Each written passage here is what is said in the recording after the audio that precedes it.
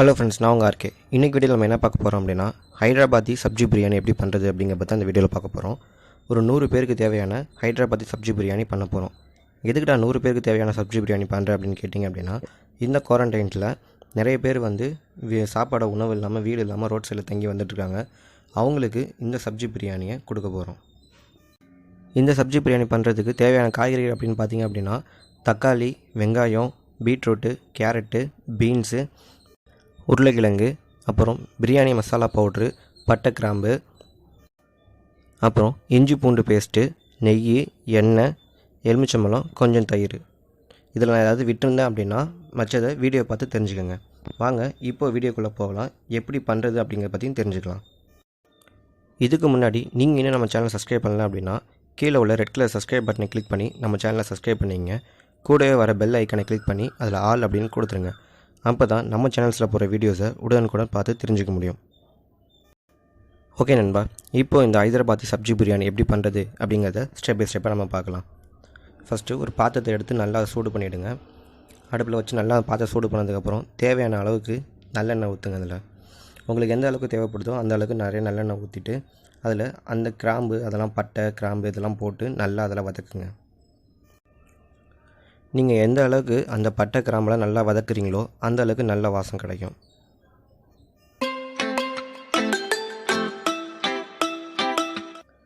இப்போ இந்த பட்டை, கிராம்பெலாம் ஓரளவுக்கு வதங்கினதுக்கப்புறம் தேவையான அளவுக்கு கொஞ்சம் நெய் ஊற்றுங்க. தேவையான அளவுக்கு நெய் ஊற்றினதுக்கப்புறம் அந்த நெய்யோடு சேர்த்து இன்னும் கொஞ்சம் அது நல்லா வதக்கணும். ஸோ நார்மலாக பட்டை, கிராம்பு யூஸ் பண்ணாலே வாசனை நல்லாயிருக்கும். அதுலேயும் நெய் ஊற்றி வதக்கணும் அப்படின்னா இன்னும் கொஞ்சம் வாசனை நல்லாயிருக்கும். உங்களுக்கு எந்த அளவுக்கு தேவைப்படுதோ அந்த அளவுக்கு நெய் ஊற்றிக்கோங்க.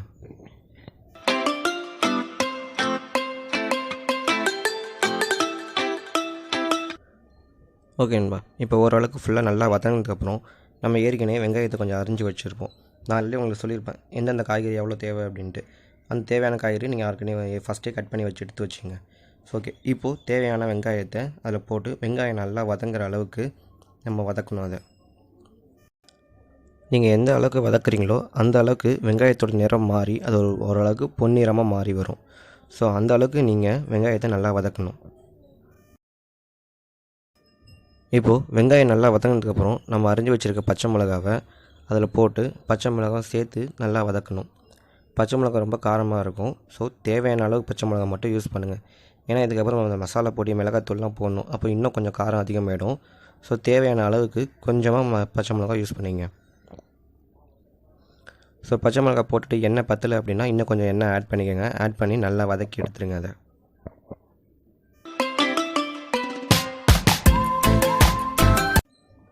இப்போது பச்சை மிளகா ஃபுல்லாக வதங்கினதுக்கப்புறம் நம்ம ஏற்கனவே அரிஞ்சு வச்சுருக்க தக்காளியை ஃபுல்லாக இதில் கொட்டி அந்த தக்காளியும் சேர்த்து நல்லா வதக்கணும்.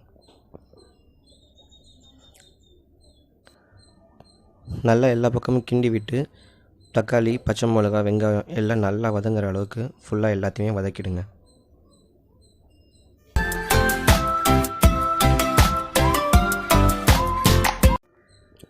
இப்போது தேவையான அளவுக்கு உப்பு ஆட் பண்ணிங்க. நாங்கள் 100 பேருக்கு சமைக்கிறதுனால உப்பு கொஞ்சம் நிறையா ஆட் பண்ணுறோம். உங்களுக்கு எந்த அளவுக்கு தேவைப்படுமோ அந்த அளவுக்கு உப்பு யூஸ் பண்ணிக்கோங்க. ஸோ உப்பு யூஸ் பண்ணிக்கிட்டு அந்த உப்போடு சேர்த்து உப்பு எல்லா பக்கமும் போகிற மாதிரி நல்லா கிண்டி விடுங்க. ஸோ நல்லா கிண்டி விட்டு வேக விடுங்க. இப்போது தேவையான அளவுக்கு இஞ்சி பூண்டு பேஸ்ட்டை ஆட் பண்ணணும். நாங்கள் இஞ்சி பூண்டு பேஸ்ட்டு வீட்டிலே அரைச்சிட்டோம். உங்களுக்கு தேவை அப்படின்னா நீங்கள் வீட்டிலே அரைச்சிக்கலாம். அப்படி இல்லை அப்படின்னா கடையில் கூட வாங்கிக்கலாம். இஞ்சி பூண்டு பேஸ்ட்டு ரெடிமேட் பேக்காகவும் இருக்குது. ஸோ வீட்டில் அரைச்சிங்க அப்படின்னா அது கொஞ்சம் டேஸ்ட்டு நல்லாயிருக்கும். ஸோ இப்போ தேவையான அளவு இஞ்சி பூண்டு பேஸ்ட்டை அதில் ஆட் பண்ணிவிட்டு நல்லா அதை கிண்டி எடுத்துருங்க. ஸோ நல்லா கொதிக்க விட்டு நல்லா கிண்டுங்க. அடுப்பு இப்போதைக்கு பார்த்திங்க அப்படின்னா ஒரு மிதமான சூட்டில் இருக்கட்டும். ரொம்ப ஹீட் வைக்க வேண்டாம். அப்படி இருந்துச்சு அப்படின்னா அடி பிடிச்சிரும். ஸோ மிதமான சூட்டில் வச்சு நல்லா கிண்டிக்கிட்டே இருங்க.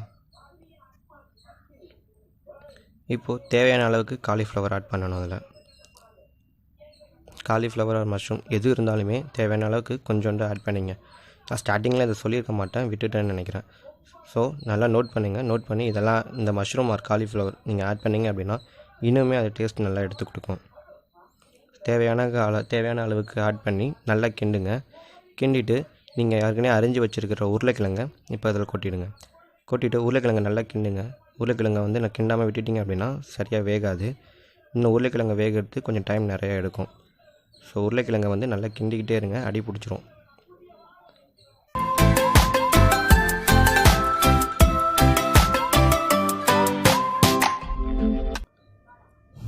ஸோ இப்போ மிச்சம் இருக்கிற எல்லா காய்கறியும் அதில் கொட்டிடலாம். இதில் என்னென்ன காய்கறி இருக்குது அப்படின்னு பார்த்தீங்க அப்படின்னா பீன்ஸு, கேரட்டு, பீட்ரூட்டு இந்த மூணுமே அரிஞ்சு கழுவி எடுத்து வச்சுருந்தோம். ஸோ இந்த காய்கறி எல்லாத்தையுமே ஒன்றா கொட்டிடலாம். கொட்டி நல்லா கிண்ட ஆரம்பிச்சிங்க அப்படின்னா இதோட கலர் ஆட்டோமேட்டிக்காக சேஞ்ச் ஆக ஆரம்பிச்சிடும். ஏன்னா அப்படின்னா இதில் பீட்ரூட் இருக்கிறதுனால பேசிக்காகவே இதோட கலர் பார்த்திங்க அப்படின்னா ரெட் கலரில் சேஞ்ச் ஆக ஆரம்பிச்சிடும். நல்லா கிண்டி பாருங்கள், கண்டிப்பாக உங்கள் கலர் சேஞ்ச் ஆகிறது நீங்களே பார்க்கலாம்.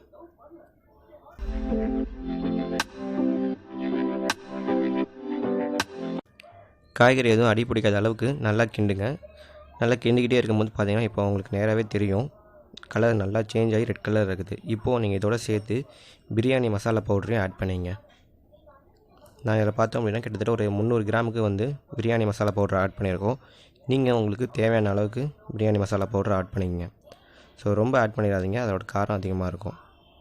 தேவையான அளவுக்கு மட்டும் ஆட் பண்ணிக்கங்க. ஆட் பண்ணி நல்லா கிண்டிக்கிட்டே இருங்க, ஏன்னா சீக்கிரம் அடி பிடிச்சிடும். ஸோ இதோட டேஸ்ட் கொஞ்சம் நல்லா வரணும் அப்படிங்கிறதுனால கொஞ்சோண்டு தயிர் ஆட் பண்ணிங்க. தயிர் ஆட் பண்ணிவிட்டு அதையுமே நல்லா கிண்டிக்கங்க.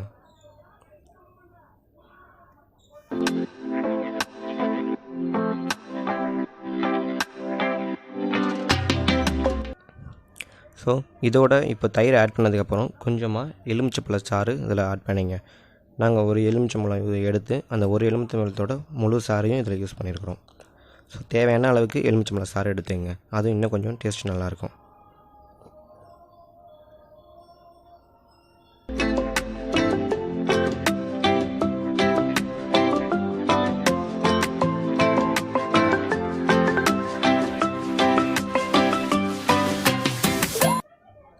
ஸோ இப்போ தேவையான அளவுக்கு தண்ணி ஆட் பண்ணுங்கள்.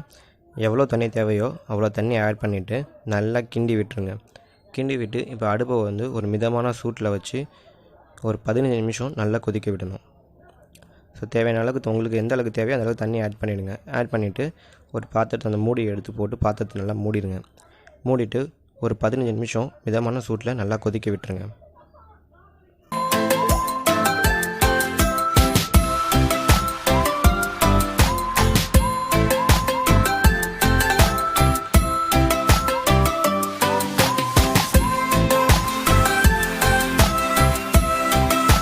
பதினஞ்சு நிமிஷம் கழித்து திறந்து பார்த்தீங்க அப்படின்னா நல்லா கொதிச்சிருக்கிறது உங்களுக்கே தெரியும்.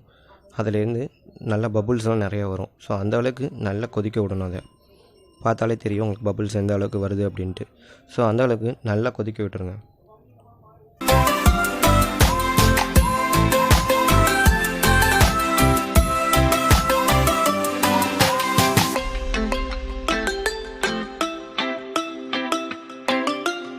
ஸோ இப்போது தனியாக கிளஞ்சி வச்சுருக்க அரிசியை எடுத்து அதில் கொட்டிடுங்க. சில பேர் என்ன பண்ணுவாங்க அப்படின்னா அரிசியை தனியாக வடிச்சிட்டு இந்த மாதிரி மசாலாவை போட்டு கிரேவி மாதிரி தனியாக எடுத்து வச்சுப்பாங்க. அரிசியை தனியாக வடித்து தனியாக எடுத்து வச்சுப்பாங்க. எடுத்து வச்சுட்டு அது ரெண்டுத்தையும் தனியாக போட்டு மிக்ஸ் பண்ணி எடுப்பாங்க. ஆனால் நம்ம அப்படி பண்ண போகிறதில்ல. அரிசியை தனியாக களைஞ்சி எடுத்து வச்சுட்டு அந்த களைஞ்ச அரிசியை மொத்தமாக இதில் கொட்டி இதிலேயே வந்து சேர்த்து சப்ஜி பிரியாணி பண்ண போகிறோம். ஸோ எவ்வளோ அரிசி களைஞ்சி வச்சுருந்தாலுமே அந்த அரிசியை ஃபுல்லாக இதில் கொட்டிடுங்க. கொட்டினதுக்கப்புறம் தேவையான அளவுக்கு மிளகாய் பொடி யூஸ் பண்ணுங்கள். கொஞ்சமாக மஞ்சள் பொடி ஆட் பண்ணிங்க அப்படின்னா இன்னுமே கலர் நல்லா சேஞ்ச் ஆகி வரும், டேஸ்ட்டும் கொஞ்சம் நல்லாயிருக்கும். ஸோ தேவையான அளவுக்கு கொஞ்சமாக மஞ்சள் பொடி யூஸ் பண்ணிக்கோங்க.